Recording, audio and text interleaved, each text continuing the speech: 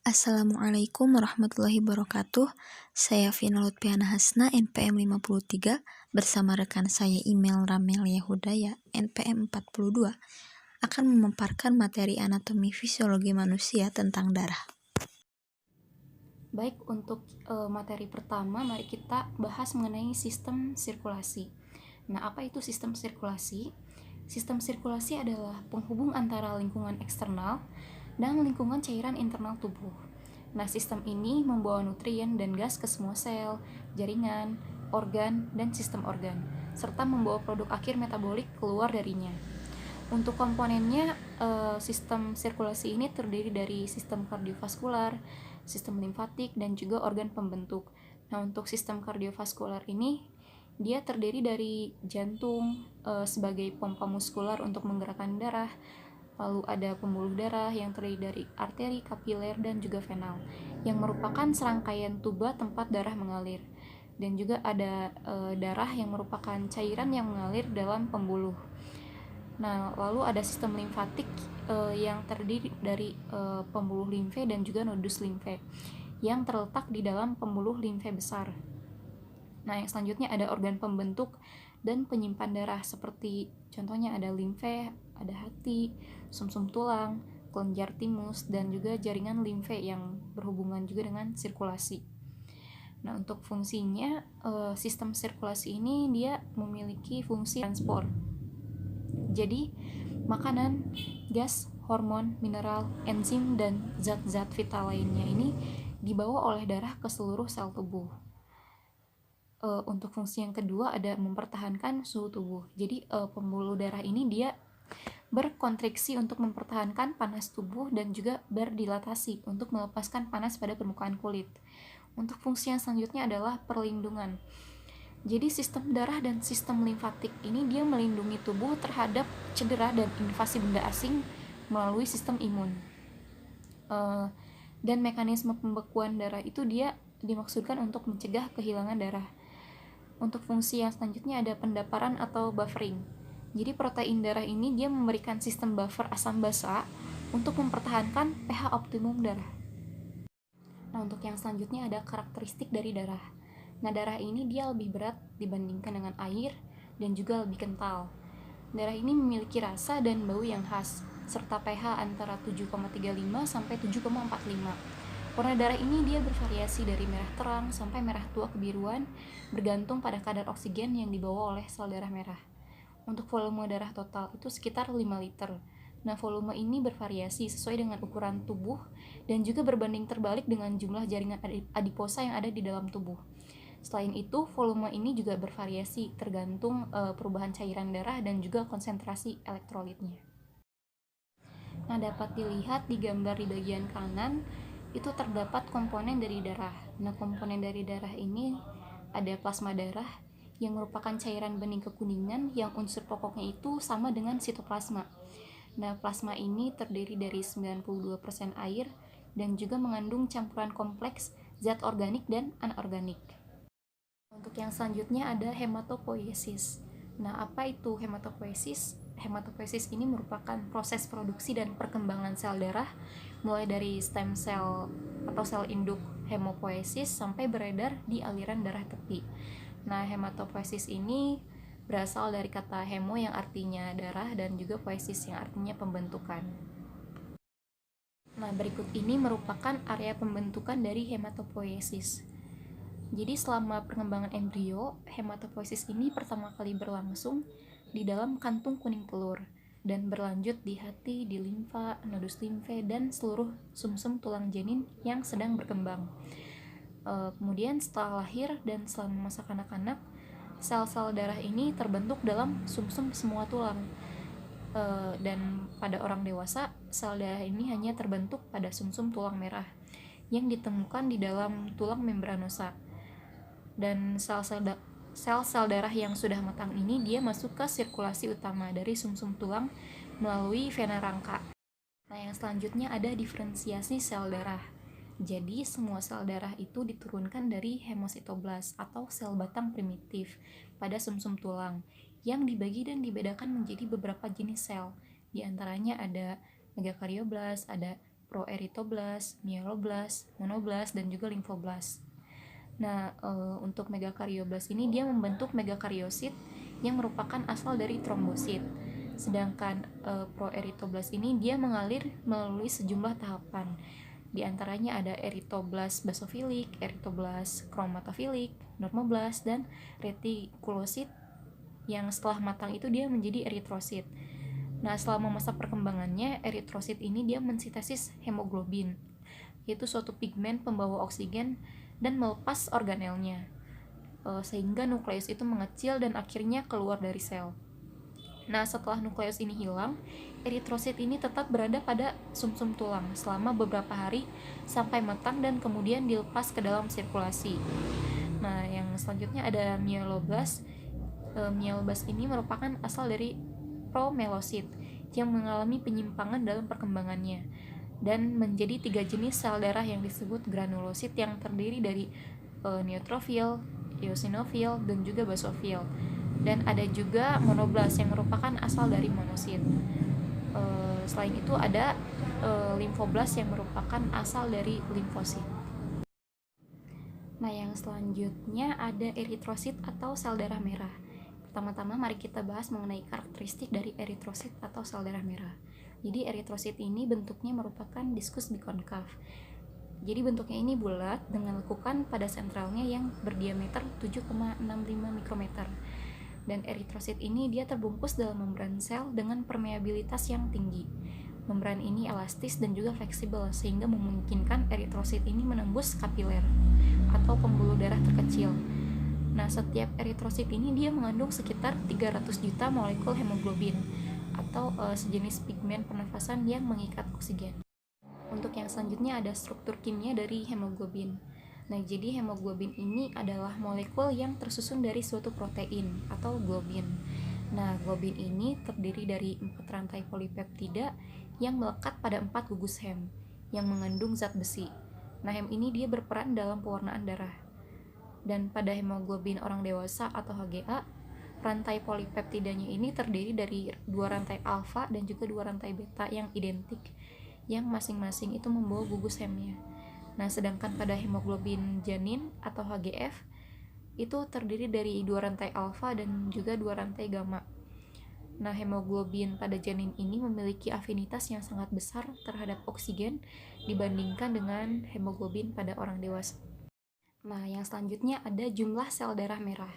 Nah, jumlah sel darah merah pada laki-laki sehat itu berkurang rata-rata antara 4,2 sampai 5,5 juta sel per milimeter kubik. Sedangkan pada perempuan sehat, ukuran rata-ratanya itu antara 3,2 sampai 5,2 juta sel per milimeter kubik. Nah, ada juga hematokrit yang merupakan persentase volume darah total yang mengandung eritrosit yang ditentukan dengan melakukan sentrifugasi sebuah sampel darah dalam tabung khusus yang mengukur kerapatan sel pada bagian dasar tabung. Nah, hematokrit pada laki-laki itu berkisar antara 42% sampai 54%, dan pada perempuan itu sekitar 38% sampai 48%. Nah, hematokrit ini dapat bertambah atau berkurang bergantung pada jumlah eritrosit atau faktor-faktor yang mempengaruhi volume darah, seperti asupan cairan atau air yang hilang. Yang selanjutnya ada fungsi dari sel darah merah. Nah, sel-sel darah merah ini fungsinya diantaranya ada untuk mentransfer oksigen. Jadi eritrosit ini dapat mentransfer oksigen ke seluruh jaringan melalui pengikatan hemoglobin terhadap oksigen. Dan juga hemoglobin sel darah merah itu dia berikatan dengan karbon dioksida untuk ditransfer ke paru-paru. Tetapi sebagian besar karbon dioksida yang dibawa plasma ini berada dalam bentuk ion bikarbonat. Maka suatu enzim yaitu karbonat anhidrase dalam eritrosit ini memungkinkan sel darah merah bereaksi dengan karbon dioksida untuk membentuk ion bikarbonat. Nah, ion bikarbonat ini berdifusi keluar dari sel darah merah dan masuk ke dalam plasma. Nah, untuk fungsi yang selanjutnya ada pengaturan pH darah. Nah, sel darah merah ini juga berperan penting dalam pengaturan pH darah karena ion bikarbonat dan hemoglobin itu merupakan suatu buffer asam basa. Yang selanjutnya ada pengaturan produksi sel darah merah. Jadi produksi eritrosit ini diatur oleh eritropoietin, yaitu suatu hormon glikoprotein yang diproduksi terutama oleh ginjal. Nah, kecepatan produksi eritropoietin ini berbanding terbalik dengan persediaan oksigen dalam jaringan. Sehingga faktor apapun yang menyebabkan jaringan menerima volume oksigen yang kurang atau anoksia dapat mengakibatkan peningkatan produksi eritropoietin, sehingga semakin menstimulasi produksi sel darah merah. Untuk faktor diet esensial untuk produksi sel darah merah diantaranya ada zat besi, tembaga, dan juga vitamin. Nah, zat besi ini penting untuk sintesis hemoglobin oleh eritrosit. Jadi zat ini diabsorpsi dari makanan sehari-hari dan disimpan di berbagai jaringan, terutama di hati.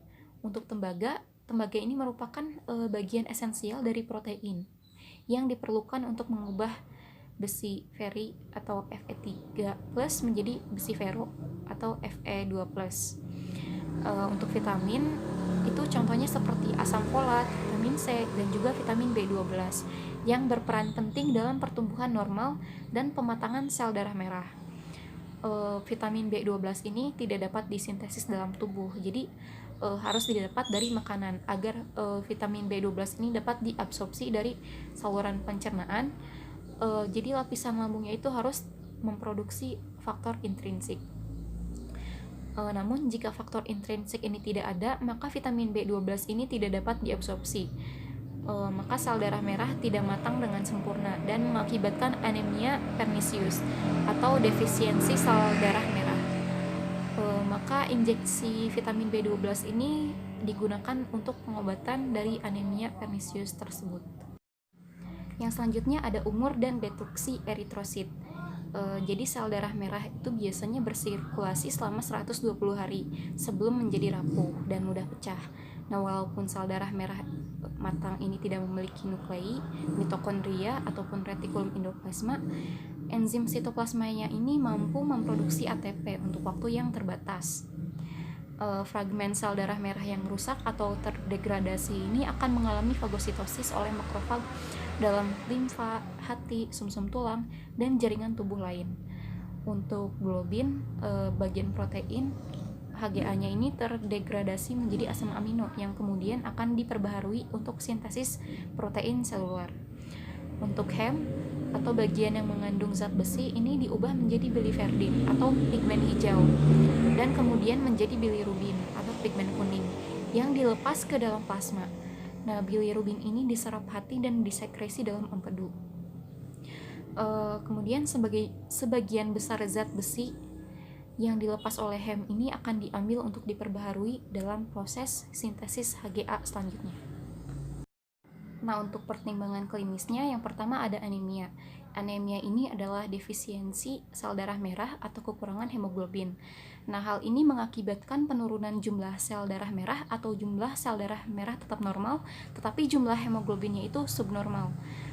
Nah, karena kemampuan darah untuk membawa oksigennya ini berkurang, maka individu yang terkena anemia ini akan terlihat pucat atau kurang tenaga.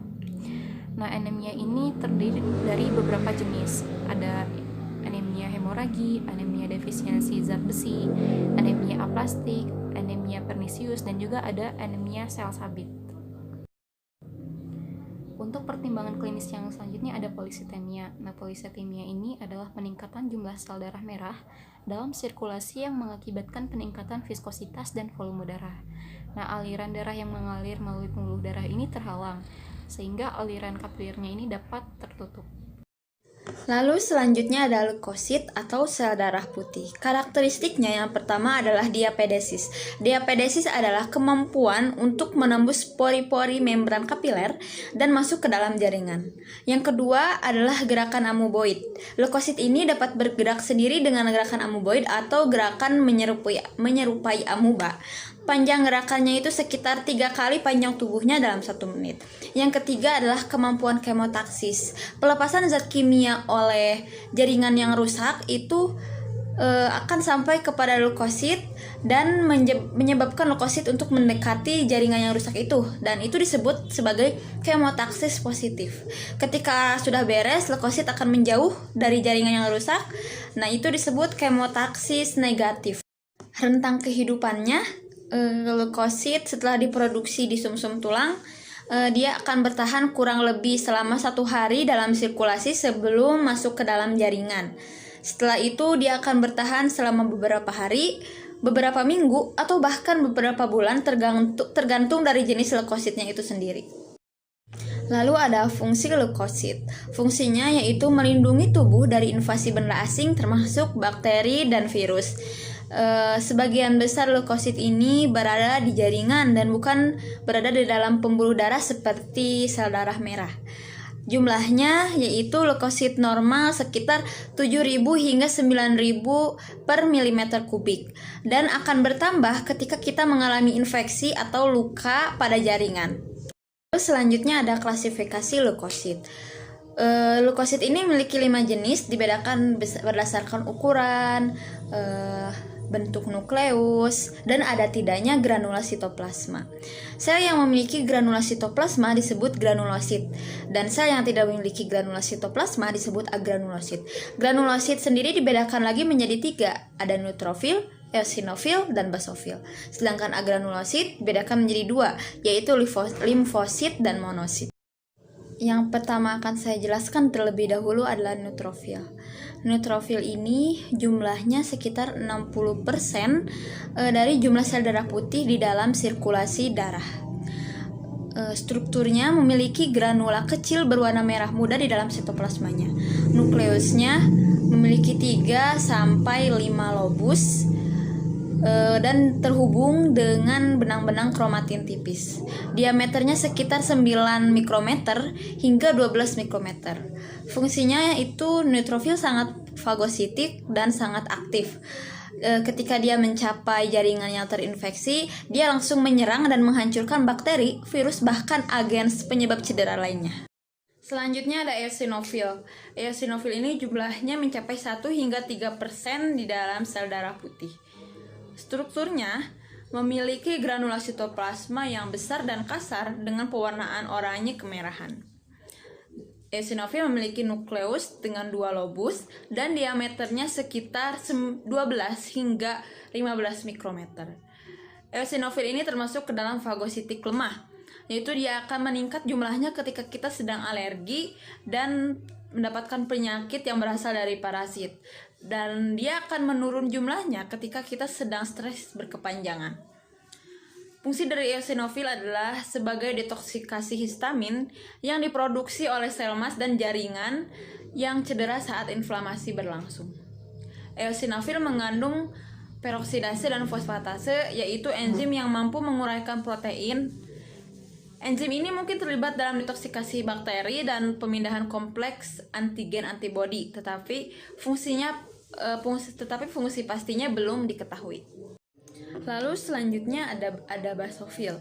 Jumlahnya kurang dari 1% dalam jumlah sel darah putih di dalam sirkulasi darah. Strukturnya memiliki granula sitoplasma yang besar dan bentuknya tidak beraturan. Warnanya keunguan sampai hitam dan memperlihatkan nukleus yang berbentuk es. Diameternya yaitu sekitar 12 mikrometer hingga 15 mikrometer. Fungsi basofil yaitu menyerupai fungsi sel mas. Sel ini mengandung histamin untuk meningkatkan aliran darah di dalam jaringan yang cedera. Dan juga antikoagulan heparin untuk mencegah penggumpalan darah intravaskular. Selanjutnya adalah agranulosit. Agranulosit ini yaitu leukosit tanpa granula sitoplasma. Contoh yang pertama yaitu adalah limfosit. Limfosit ini jumlahnya mencapai 30% di dalam sel darah putih yang berada dalam sirkulasi darah, dan kebanyakan berada di jaringan limfatik. Rentang hidupnya bisa mencapai beberapa tahun. Strukturnya yaitu memiliki nukleus yang berwarna biru gelap dan dikelilingi oleh lapisan tipis sitoplasma. Diameternya bervariasi dimulai yang terkecil yaitu 5 mikrometer hingga 8 mikrometer hingga yang terbesar yaitu sekitar 15 mikrometer. Asal dan fungsinya. Asal limfosit ini berasal dari sel batang sumsum tulang merah dan melanjutkan diferensiasi dan proliferasinya di organ tubuh lain. Lalu fungsinya yaitu sebagai imunologis atau sebagai sistem kekebalan tubuh. Yang kedua ada monosit. Monosit ini jumlahnya mencapai 3 hingga 8% dalam sel darah putih. Monosit merupakan sel darah putih yang paling besar di dalam tubuh dengan ukuran diameternya sekitar 15 mikrometer hingga 18 mikrometer. Lalu nukleusnya berbentuk seperti ginjal dan dikelilingi oleh sitoplasma yang berwarna biru keabu-abuan pucat. Fungsinya yaitu sangat fagositik dan sangat aktif. Sel ini siap bermigrasi melalui pembuluh darah.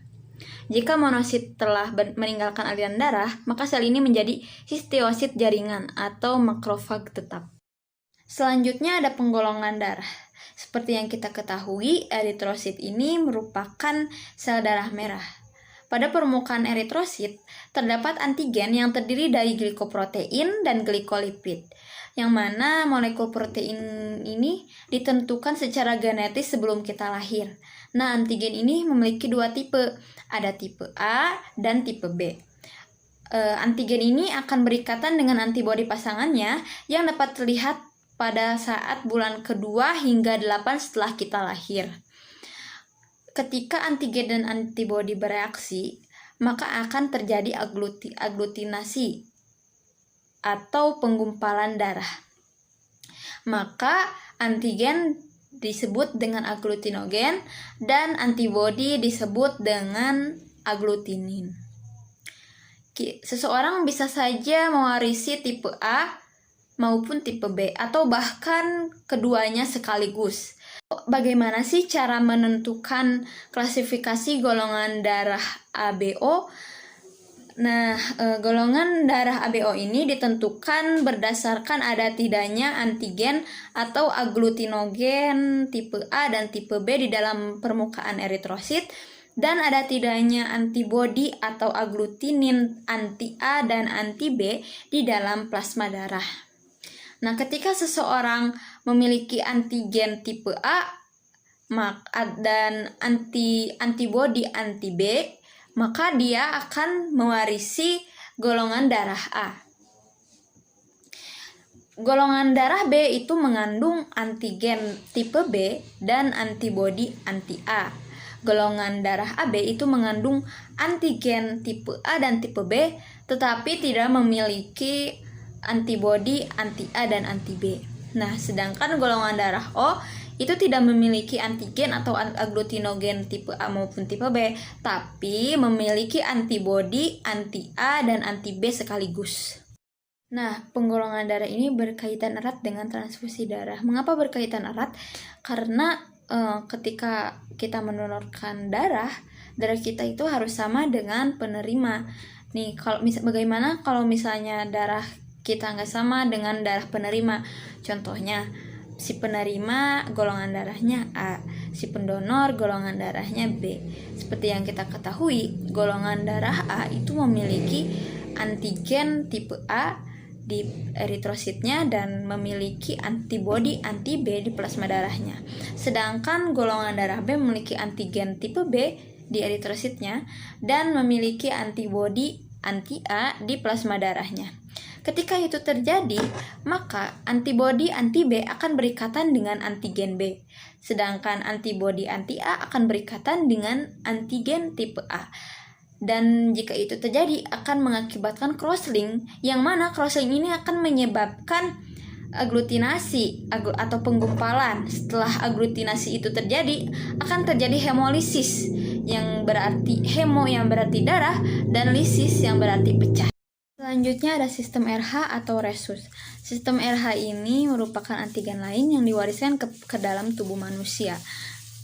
RH ini dibagi menjadi dua, ada positif dan negatif. Cara menentukannya yaitu ditemukannya faktor RHD di dalam tubuh, maka individu itu berresus positif. Jika tidak ditemukan faktor RHD di dalam tubuh, maka seseorang memiliki resus negatif. Sistem RH atau resus ini berkaitan dengan erythroblastosis fetalis atau hemolytic disease of the newborn, yaitu hemolisis pada bayi yang baru lahir. Ketika seorang ibu memiliki RH negatif dan menikah dengan ayah yang memiliki RH positif, kemungkinan besar anaknya itu akan memiliki RH positif. Pada kehamilan pertama, itu tidak akan terjadi apa-apa. Namun pada saat persalinan, si anak yang ber-RH positif itu darahnya sedikit akan masuk ke dalam aliran darah si ibu, yang mana si ibu itu memiliki RH negatif. Ketika itu terjadi, maka si ibu itu akan memproduksi antibodi anti-RH. Setelah itu tidak terjadi apa-apa, tidak memberikan efek apa-apa. Anak pertama selamat dengan RH yang berbeda dengan ibunya. Nah, pada kehamilan kedua, si ibu itu juga memiliki bayi yang resusnya itu positif. Memang betul bahwa darah ibu itu tidak bisa masuk langsung ke aliran darah bayi yang sedang dikandungnya, tetapi antigen antibodi yang sudah diproduksi pada masa kehamilan pertama tadi itu bisa menembus plasenta hingga bisa masuk ke dalam aliran darah bayi yang dikandungnya, dan itu akan menimbulkan masalah. Masalah yang terjadi adalah antibodi anti-RH itu akan berikatan dengan antigen RH yang berada di dalam darah bayi, dan itu akan mengakibatkan hemolisis. Selanjutnya ada trombosit atau keping darah. Dalam sirkulasi darah, trombosit ini jumlahnya mencapai 250.000 hingga 400.000 per milimeter kubik. Bagian ini merupakan fragmen sel tanpa nukleus yang berasal dari megakariosit raksasa multinukleus dalam sumsum tulang. Ukurannya ini mencapai setengahnya ukuran dari sel darah merah. Sitoplasmanya terbungkus oleh membran plasma yang mengandung berbagai jenis granula yang berhubungan dengan proses koagulasi darah. Fungsinya sebagai hemostatis, yaitu penghentian pendarahan dan untuk memperbaiki pembuluh darah yang robek. Selanjutnya saya akan menjelaskan mekanisme hemostatis.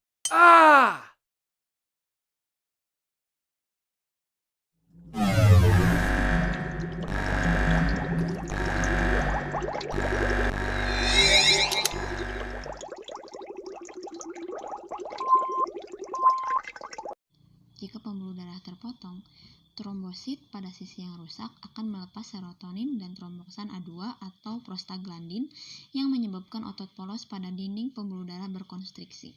Hal ini pada awalnya akan mengurangi darah yang hilang. Nah, bisa dilihat yang ungu itu adalah trombositnya. Trombosit membengkak menjadi lengket dan menempel pada serabut kolagen dinding pembuluh darah yang rusak, membentuk plak trombosit. Trombosit melepas ADP untuk mengaktifasi trombosit lain, sehingga mengakibatkan agregasi trombosit untuk memperkuat plak. Jika kerusakan pembuluh darah sedikit, maka plak trombosit mampu menghentikan pendarahan. Jika kerusakannya besar, maka plak trombosit dapat mengurangi perdarahan sampai proses pembekuan terbentuk yang ada dua mekanisme, yaitu mekanisme ekstrinsik dan mekanisme intrinsik. Dan kalau mekanisme pada pembekuan darah itu terdapat faktornya yang tadi berwarna-warna berputar-putar, itu adalah faktor pembekuannya. Selanjutnya saya akan menjelaskan mekanisme pembekuan darah. Pembentukan bekuan darah ini ada dua, yaitu mekanisme ekstrinsik dan mekanisme intrinsik. Dalam pembekuan darah itu dibantu oleh ke-13 faktor yang sudah saya simpan gambarnya di pinggir diagram pembentukan bekuan darah. Nah, mari kita mulai di mekanisme ekstrinsik. Pada mekanisme ekstrinsik, pembekuan darah dimulai dari faktor eksternal pembuluh darah itu sendiri.